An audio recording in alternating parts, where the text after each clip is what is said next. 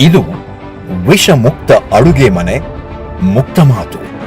ನಿವೃತ್ತ ಮುಖ್ಯ ಶಿಕ್ಷಕರು ಹಾಗೂ ಉಡುಪಿಯಲ್ಲಿನ ಯಕ್ಷಗಾನ ಕಲಾರಂಗದ ಪ್ರಧಾನ ಕಾರ್ಯದರ್ಶಿಯಾಗಿರುವ ಮುರಳಿ ಕಡೆಕಾರ್ ಅವರು ನಮ್ಮ ಜೊತೆ ಇದ್ದಾರೆ.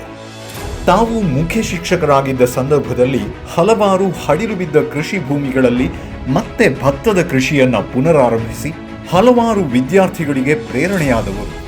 ಬನ್ನಿ, ಇವರ ಈ ದಾರಿಗೆ ಸ್ಫೂರ್ತಿ ಯಾರು ಮತ್ತು ಆ ಹಾದಿ ಹೇಗಿತ್ತು ಅನ್ನೋದರ ಬಗ್ಗೆ ತಿಳಿದುಕೊಂಡು ಬರೋಣ.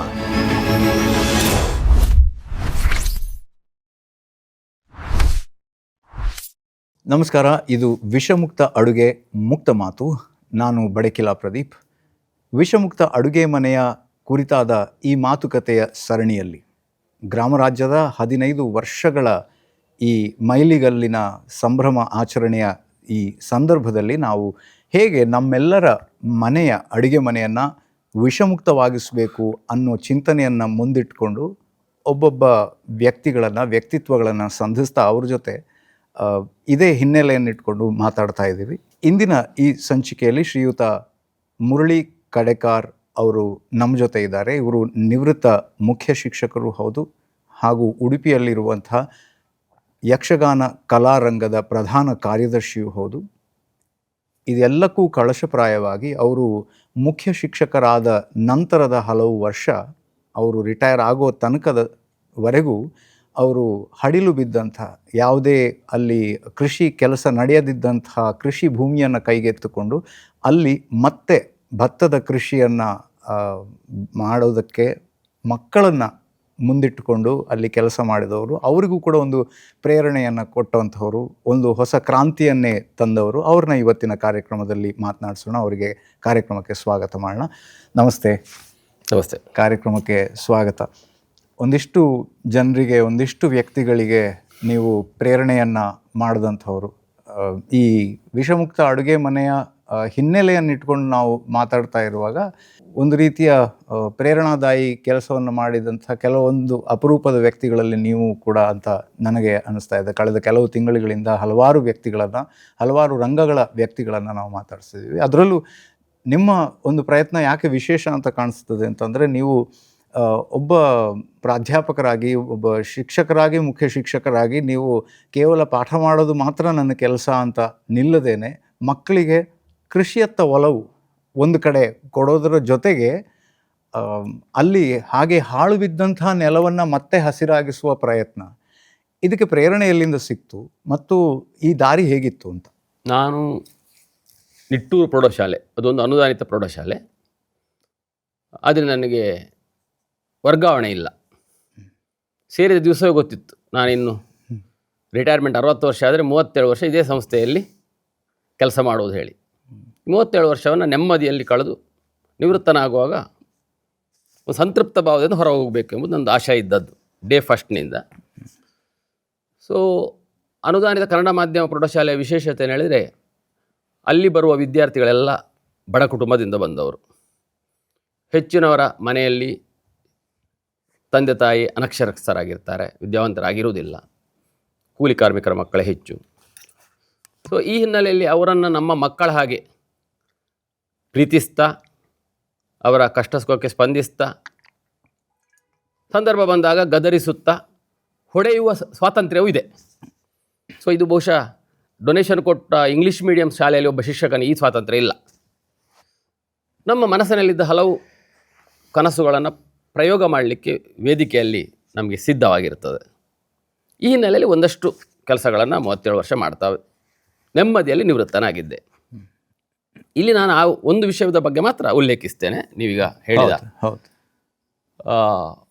ನಾನು ಸೇರುವಾಗ ಶಾಲೆಗೆ ಬರ್ತಾ, ನಾನು ಕಡೆಕಾರನಿಂದ ಬರ್ತಾ ಇದ್ದದ್ದು, ಒಂದು 8 ಕಿಲೋಮೀಟರ್ ದೂರ ಇದೆ. ಸೈಕಲ್ ಹೊಡಿತಾ ಬರ್ತಾ ಇದ್ದೆ. ಕಾಲೇಜಿಗೆ ಹೋಗುವಾಗ ಗದ್ದೆ ಹುಣಿಯಲ್ಲಿ ಹೋಗ್ತಾ ಇದ್ದೆ. ಎಡಬಲದಲ್ಲಿ ಹಸಿರನ್ನೇ ನೋಡಿ ಬೆಳೆದವ. ಸೈಕಲ್ ಬಿಡುವಾಗಲೂ ಹಾಗೆ ರಸ್ತೆ ಬಲದಲ್ಲಿ ಬೇಸಾಯ ಮಾಡ್ತಿದ್ರು. ನಿವೃತ್ತಿ ಅಂಚಿಗೆ ಬರುವಾಗ ಎಡಬಲದಲ್ಲಿ ಕಾಂಕ್ರೀಟ್ ಕಟ್ಟಡಗಳ ಸಮೂಹವನ್ನೇ ಹೆಚ್ಚು ಕಂಡದ್ದು. ಅದರೊಟ್ಟಿಗೆ ಬೇಸಾಯ ಮಾಡದೆ ಬರಡಾದ ಭೂಮಿಗಳನ್ನೇ ಕಂಡಿದ್ದೆ. ಇದೊಂದು 3-4 ದಶಕದ ಒಂದು ಬದಲಾವಣೆ.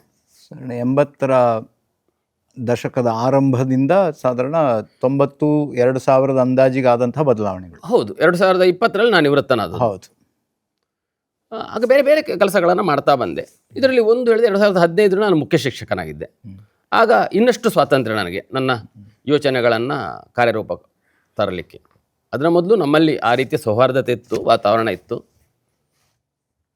ಅಧ್ಯಾಪಕರೊಂದಿಗೆ ಪರಸ್ಪರ ಹೊಂದಾಣಿಕೆ ಬೇಕು. ಯಾಕಂದರೆ ಯಾವುದೇ ಯೋಜನೆಗಳನ್ನು ಮಾಡಬೇಕಾದ್ರೆ ಒಂದು ಸಂಸ್ಥೆಯಲ್ಲಿ ಎಲ್ಲರೂ ಒಟ್ಟಾಗಿ ಮಾಡಿದರೆ ಅದಕ್ಕೆ ಹೆಚ್ಚು ಮಹತ್ವ, ಅದು ಹೆಚ್ಚು ಸುದೃಢವಾಗ್ತದೆ. ಸೊ ಈ ಹಿನ್ನೆಲೆಯಲ್ಲಿ 2015ರಲ್ಲಿ ಮಕ್ಕಳನ್ನು ಗದ್ದೆ ಕರ್ಕೊಂಡು ಹೋಗ್ಲಿಕ್ಕೆ ಶುರು ಮಾಡಿದೆ. ಜುಲೈ ತಿಂಗಳಲ್ಲಿ ಹತ್ತಿರದ ಗದ್ದೆ ಕರ್ಕೊಂಡೋಗಿ ಒಂದು ಅರ್ಧ ಗಂಟೆ ಆಡಿಸಿ ಮತ್ತೆ ಸುಮಾರು ಹತ್ತಿರ ಒಂದು ಮುಕ್ಕಾಲು ಎಕರೆ ಗದ್ದೆ ನಾಟಿ ಮಾಡಿಸ್ತಾ ಇದ್ದೆ. ಮಕ್ಕಳೇ ಅದನ್ನು ಮಳೆಗಾಲದ ಒಂದು ಮತ್ತೆ ಮಳೆ ಬರುವ ಸಂದರ್ಭದಲ್ಲಿ ಅದು ಮಳೆಯ ಪ್ರಕೃತಿಗೆ ಮಗು ಒಡ್ಡಿಕೊಳ್ಬೇಕು ಮೈಯನ್ನು. ಸೊ ಮಳೆಯಲ್ಲಿ ನೆನೆಯುವುದು ಕೂಡ ಒಂದು ಶಿಕ್ಷಣ. ನಾವು ಬಾಲ್ಯದಲ್ಲಿ ಅದನ್ನು ಮಾಡಿದ್ದೆವು. ಹೌದು. ಈಗಿನ ಮಕ್ಕಳಿಗೆ ಆ ಭಾಗ್ಯ ಇಲ್ಲ. ನೆನೀತಾ ಆ ನಾಟಿ ಮಾಡಿ ಮತ್ತೆ ಹತ್ತಿರದಲ್ಲಿರುವ ಒಂದು ಕೆರೆಯಲ್ಲಿ ಸ್ನಾನ ಮಾಡಿ ಮತ್ತೆ ಒಂದು ನಾವು ತಿಂತಾ ಇದ್ದ ಆ ಕಾಲದ ತಿನಿಸುಗಳನ್ನು ಮಾಡ್ತಾ ಇದ್ದೆ. ಅಲ್ಲೇ ತಿಂದು ಗದ್ದೆಯ ಬದಿಯಲ್ಲಿ ಇದ್ದ ಒಂದು ಮನೆಯಲ್ಲಿ ತಿಂದು ಅವರು ಮತ್ತೆ ಸಂಜೆ ಮನೆಗೆ ಬರ್ತಾಯಿದ್ರು, ಶಾಲೆಗೆ ಬರ್ತಾಯಿದ್ದೆವು, ಮನೆಗೆ ಹೋಗ್ತಾಯಿದ್ರು. ಇದು ನಿರಂತರ 5 ವರ್ಷ ಮಾಡಿದೆ. ಮತ್ತು ಅದೇ ಗದ್ದೆಯ ಕೊಯ್ಲನ್ನು ಕೂಡ ಸಾಮಾನ್ಯ ಅಕ್ಟೋಬರ್ ನವಂಬರ್ ತಿಂಗಳಲ್ಲಿ ಅದೇ 10th ಮಕ್ಕಳನ್ನು, ನಾನು ಎಲ್ಲ ಮಕ್ಕಳನ್ನು ಕರ್ಕೊಂಡು ಹೋಗ್ತಿರಲಿಲ್ಲ. ಯಾಕಂದರೆ ಅದು ಒತ್ತಡ ಜಾಸ್ತಿ ಆಗ್ತದೆ, ಎಲ್ರಿಗೂ ಭಾಗವಹಿಸಲಿಕ್ಕೆ ಅನುಕೂಲ ಆಗೋದಿಲ್ಲ. ಅವರನ್ನು ಕೊಯ್ಲು ಮಾಡಿಸಿ ಪಡಿವಂಚದಲ್ಲಿ ಅದನ್ನು ಜಪ್ಪಿ ಆನಂತರ ಅದನ್ನು ಒಟ್ಟು ರಾಶಿ ಮಾಡಿ ಅಂದ್ರೆ ಸಂಪೂರ್ಣ ಕೃಷಿ ಪರಿಚಯ ಆಗ್ತದೆ. ಅದೇ ಮಕ್ಕಳೇ, ಅವ್ರಿಗೆ ಅದೇ ಪೂರ್ತಿ ಪ್ರಾಸೆಸ್. ಎಷ್ಟು ಅವರು ಆನಂದ ಪಡ್ತಿದ್ರು ಹೇಳಿದರೆ, ಸೆಂಡ್ ಆಫ್ ದಿವಸ ಹೆಚ್ಚಿನವರು ಈ 3 ವರ್ಷದಲ್ಲಿ ನಾವು ಪಟ್ಟ ಸಂತಸದ ಕ್ಷಣ ಯಾವುದು ಕೇಳಿದರೆ ಅದನ್ನು ಹೇಳ್ತಿದ್ರು, ಉಲ್ಲೇಖಿಸ್ತಾ ಇದ್ರು. ಮಕ್ಕಳಿಗೆ ಆನಂದವನ್ನು ಕೊಡ್ತದೆ, ದೊಡ್ಡ ಶಿಕ್ಷಣ ಕೂಡ. ಎಷ್ಟೋ ಮಕ್ಕಳಿಗೆ ಗೊತ್ತಿಲ್ಲ, ಭತ್ತ ಹೀಗೆ ಬೆಳೀತಾರಾ, ಹೀಗೆ ನಾಟಿ ಮಾಡಲಿಕ್ಕಿದೆಯೋ, ಇಷ್ಟು ಕಷ್ಟ ಇದೆಯೋ, ಮಳೆಯಲ್ಲಿ ನೆನೆದುಕೊಂಡು ಇಷ್ಟೆಲ್ಲ ನಮ್ಮ ರೈತಾಪಿ ವರ್ಗದವರು ಕೆಲಸ ಮಾಡಿ ನಾವು ಉಣ್ಣುವ ಅನ್ನಕ್ಕೆ ಇಷ್ಟು ಬೆಲೆ ಇದೆಯಲ್ಲ.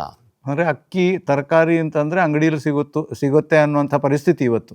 ಅವರಿಗೆ ಅದರ ಅಷ್ಟೇ ನೋವು ನಲಿವುಗಳು ಏನೂ ಗೊತ್ತಿಲ್ಲ. ಈ ಹಿನ್ನೆಲೆಯಲ್ಲಿ ಪರ್ಯಾಯವಾಗಿ ನಮಗೀಗ ಮಧ್ಯಾಹ್ನ ಊಟದ ವ್ಯವಸ್ಥೆ ಇದೆ, ಈಗ ಅಕ್ಷರದಾಸೋಹ ಇದೆ. ಸೊ ಒಂದಾಗಲೂ ಅನ್ನವನ್ನು ಬಿಡಲಿಕ್ಕೆ ನಾವು ಬಿಡದೇ ಇರುವ ಹಾಗೆ ವ್ಯವಸ್ಥೆ ಮಾಡ್ತಿದ್ವಿ. ಇದು ನಾವು ಹೇಳಬೇಕಾಗಿಲ್ಲ, ಅವರೇ ನೋಡಿದರು ಭತ್ತ ಬೆಳೆಸಲು ಕಷ್ಟ ಹೇಳಿ. ಸೊ ಇದು ನಿಜಕ್ಕೂ ಒಂದು ಶಿಕ್ಷಣ. ಇದು ಅದು ಕಷ್ಟವೂ ಹೌದು, ಸುಖವೂ ಹೌದು ಅನ್ನೋದನ್ನ ಅವ್ರು ತಿಳ್ಕೊಂಡ್ರು. ಹೌದು, ಅದರಲ್ಲಿ ಒಂದು ಎಂಜಾಯ್ಮೆಂಟು ಇದೆ, ಖಾಲಿ ಒಂದು ಶಿಕ್ಷೆ ಅಲ್ಲ. ಹೌದು, ಒಂದು 4 ಗೋಡೆ ಹೊರ ಬಂದು ಒಂದು ಶಿಕ್ಷಣವನ್ನು ಕೊಟ್ಟದ್ದು. ಮತ್ತು ಇದು ಒಬ್ಬ ಶಿಕ್ಷಕನ ನೆಲೆಗಟ್ಟಿನಿಂದ ಒಂದು ರೀತಿ ಆದರೆ, ಒಂದು ಸಮಾಜದ ನೆಲೆಯಲ್ಲಿ ನೋಡೋದಾದರೆ ಇದು ಎಷ್ಟು ಮುಖ್ಯ ಅಂತ ಅನಿಸುತ್ತೆ. ಅಂದರೆ ಒಬ್ಬ ವಿದ್ಯಾರ್ಥಿಗಳ ಪಾಯಿಂಟ್ ಆಫ್ ವ್ಯೂವಿಂದ ನೋಡೋದು ಒಂದು, ಇನ್ನೊಂದು ಈ ಕೃಷಿ ಭೂಮಿಯ ಪಾಯಿಂಟ್ ಆಫ್ ವ್ಯೂವಿಂದ ನೋಡೋದಾದರೆ ಇದೀಗ ಯಾವ ರೀತಿಯ ಬದಲಾವಣೆಯನ್ನು ತಂದಿದೆ ಅಂತ ನಾವು ಹೃಸ್ವವಾಗಿ ಮಾತಾಡೋದಾದರೆ. ಬದಲಾವಣೆ ಇದೆ. ಇದಕ್ಕೆ ನನಗೆ ಗೊತ್ತಿಲ್ಲದ ಹಾಗೆ ಒಂದು ವ್ಯಾಪಕ ಪ್ರಚಾರ ಸಿಕ್ಕಿತು. ಎಷ್ಟೋ ಸಂಘ ಸಂಸ್ಥೆಗಳು ಇದನ್ನು ಮಾದರಿ ತಗೊಂಡ್ರು.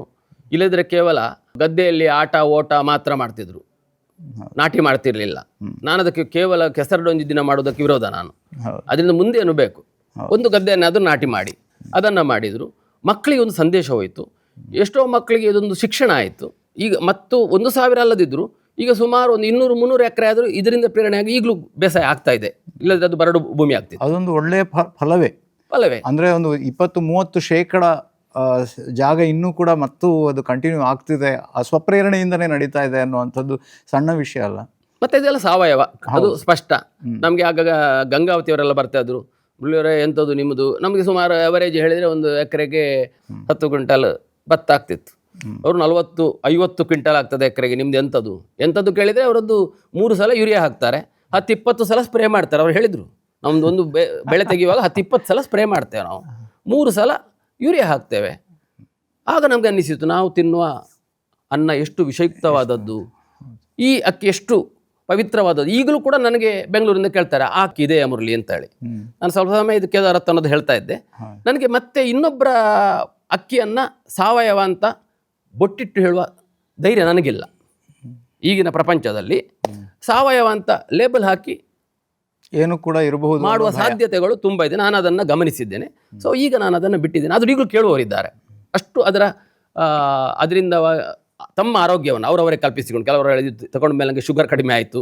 ತುಂಬ ಜನ ಬೇರೆ ಬೇರೆ ವಿಷಯವನ್ನು ಹೇಳಿದ್ದಾರೆ. ಬಹುಶಃ ಇದಕ್ಕಿಂತ ಧನ್ಯತೆ ಮತ್ತೊಂದಿಲ್ಲ. ಇದೊಂದು ಖುಷಿ ಕೊಟ್ಟ ಕೆಲಸ ಮಾಡಿದೆ. ನಿಟ್ಟೂರು ಸ್ವರ್ಣ ಅನ್ನೋ ಒಂದು ಇದರ ಮೂಲಕ ಅಕ್ಕಿ ಕೆಂಪಾಗಿದ್ದರೂ ಕೂಡ ಅದು ನಿಜವಾಗ್ಲೂ ಸುವರ್ಣಾಕ್ಷರದಲ್ಲಿ ಬರೆಯಬಹುದಂಥ ಒಂದು ಅಂದರೆ ಇತಿಹಾಸದಲ್ಲೇ ಒಂದು ತುಂಬ ಉತ್ತಮವಾದಂಥ ಕೆಲಸ ಹಾಗೂ ಒಂದಿಷ್ಟು ಜನರಿಗೆ ಅದು ಪ್ರೇರಣೆ ಅನ್ನೋದು ತುಂಬಾ ಖುಷಿ ಕೊಟ್ಟಿರುವಂತಹ ವಿಷಯ. ಹಾಗೂ ಇದು ಈಗ 200-300 ಇದ್ದದ್ದು ಮತ್ತಷ್ಟು ಭೂಮಿಗಳು ಮತ್ತೆ ಹಸಿರಾಗಿದ್ದು ಹಲವರ ಜೀವನವನ್ನು ಹಸನಾಗೋದಕ್ಕೆ ದಾರಿ ಮಾಡಿಕೊಡಲಿ. ನಿಮ್ಮಂಥ ಇನ್ನಷ್ಟು ಶಿಕ್ಷಕರು ಮತ್ತಷ್ಟು ಶಾಲೆಗಳಲ್ಲಿ, ನಿಟ್ಟೂರು ಮಾತ್ರ ಅಲ್ಲ 10 ಊರುಗಳಲ್ಲಿ 100 ಊರುಗಳಲ್ಲಿ ಬರಲಿ ಅಂತ ಹೇಳ್ತಾ ಈ ಸಂಚಿಕೆಯನ್ನು ಇಲ್ಲೇ ಮುಗಿಸೋದಕ್ಕೆ ನಿಮ್ಮ ಅಪ್ಪಣೆಯನ್ನು ಕೇಳ್ತಾ ಇದ್ದೇನೆ. ಧನ್ಯವಾದಗಳು ಕಾರ್ಯಕ್ರಮದಲ್ಲಿ ಬಂದಿದ್ದಕ್ಕೆ, ಮಾತನಾಡಿದ್ದಕ್ಕೆ. ಈ ಕಾರ್ಯಕ್ರಮದ ಮೂಲಕ ಕೂಡ ಒಂದಿಷ್ಟು ಜನರಿಗೆ ಇದು ಪ್ರೇರಣೆ ಆಗಲಿ. ವಿಷಮುಕ್ತ ಅಡುಗೆ ಮನೆ ಆಗಬೇಕು ಅಂತಂದರೆ ಯಾವ ರೀತಿಯ ಕೆಲಸಗಳು ಹಿಂದಿಂದ ನಡಿಬೇಕು ಅನ್ನೋದನ್ನು ನಾವು ಒಂದು ಕಡೆ ನೋಡ್ತಾ ಇರ್ತೀವಿ. ಈ ಸಂಚಿಕೆಯ ಪ್ರಯತ್ನ ಏನು ಅಂತಂದರೆ, ಒಂದೆಡೆ ಈ ಹಡಿಲು ಬಿದ್ದಂಥ ಭೂಮಿ ಮತ್ತೆ ಹಸಿರಾಗಿದ್ದು, ಹಾಗೆ ಒಂದಿಷ್ಟು ವಿದ್ಯಾರ್ಥಿಗಳಿಗೆ ಪ್ರೇರಣೆಯಾಗಿದ್ದು, ಅಲ್ಲಿ 100 ವಿದ್ಯಾರ್ಥಿಗಳು ಈ ಕೃಷಿಯಲ್ಲಿ ತಮ್ಮ ಅನುಭವವನ್ನು ಕಂಡುಕೊಂಡಿದ್ದಾರೆ. ಅವರು ಮತ್ತೆ ಕೃಷಿಕರಾಗಿಯೇ ಹೋಗಬೇಕಾಗಿಲ್ಲ, ಆದರೆ ಒಂದಿಷ್ಟು ಕೃಷಿಕರಿಗೆ ಪ್ರೇರಣೆ ಆಗಬಲ್ಲಂತಹ ದಾರಿಯನ್ನು ಅವರು ಹಿಡಿಬಹುದು, ಅಥವಾ ಒಬ್ಬ ಒಳ್ಳೆಯ ಬಳಕೆದಾರನಾಗಿ ಬಂದರೂ ಕೂಡ ಅಂತಹ ಕೃಷಿಕರಿಗೆ ಅವರು ಸಪೋರ್ಟ್ ಆಗ್ಬೋದು. ಇಂತಹ ಮತ್ತಷ್ಟು ಶಿಕ್ಷಕರನ್ನು ನಿರೀಕ್ಷೆ ಮಾಡೋಣ ನಾವೆಲ್ಲ. ನಿಮ್ಮಲ್ಲೂ ಒಂದಿಷ್ಟು ಜನ ಈ ರೀತಿಯ ಕೃಷಿಗೆ ಇಳಿಯುವಂಥ ಅವಕಾಶ ನಿಮಗೂ ಕೂಡ ಸಿಗಲಿ ಅಂತ ಹೇಳ್ತಾ ಈ ಸಂಚಿಕೆಯನ್ನು ಇಲ್ಲೇ ಮುಗಿಸ್ತಾ ಇದ್ದೀವಿ. ನಮಸ್ಕಾರ. ಮುಂದಿನ ಸಂಚಿಕೆಯಲ್ಲಿ ಸಿಗೋಣ.